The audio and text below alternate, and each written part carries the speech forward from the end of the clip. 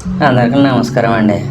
చూశారు కదా, మన ఊరు చెరువులో అప్పుడే పట్టిన తాజా తాజా చేపలు అండి ఇవి. వీటిని చక్కగా కడిగి ముక్కలుగా కోయించాలి. ముక్కలుగా కోయించిన తర్వాత ఉప్పు నిమ్మకాయతో కడిగి పెట్టుకోండి. అప్పుడే నీచు వాసన రాకుండా ముక్క భలే రుచిగా ఉంటుందండి. ఇక అసలు కథ మొదలు పెడదామండి. కాస్త ఉల్లిగడ్డలు పచ్చిమిర్చి తురుముని కోసుకొని పక్కన పెట్టుకోండి. ఇప్పుడు స్టవ్ మీద గిన్నె పెట్టి కాస్త నూనె ఎక్కువ వేసుకోండి.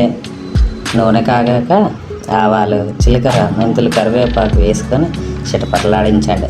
తర్వాత ఉల్లిపాయలు, పచ్చిమిర్చి వేసుకొని పచ్చి వాసన పోయేలా వేయించుకోవాలండి. అందులో ముఖ్యమైనది ఏంటంటే ధనియాలు, జీలకర్ర, వెల్లుల్లి అన్నీ కలిపి మసాలా వేస్తే ఆ రుచి వేరండి. ఇక నానబెట్టుకున్న చింతపండు పులుసుని ఇందులో పోసేసి తగిన నీళ్ళు వేసి మరగనివ్వాలండి. పులుసు తెరులుతున్నప్పుడు మనం ముందుగా కలిపెట్టుకున్న చేప ముక్కల్ని ఒక్కొక్కటిగా మెల్లిగా నాజుగా వదలాలండి. ఆ తర్వాత ముక్క వేసిన తర్వాత అస్సలు గరిటె పెట్టుకోవద్దండి. గరిటె పెట్టుకుంటే రాక్షసి చేతిలో కండపిల్ల ఎలా నలిగిపోతుందో అలా చేప ముక్కలు అవుతుందండి. ఆ తర్వాత చేపలు అలా ఉడుకుతుంటాయి. 15 నిమిషాల తర్వాత నూనె పైకి తేలుతుందండి.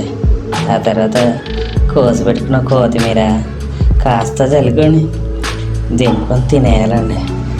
ఆహా, ఏమి రుచి అండి!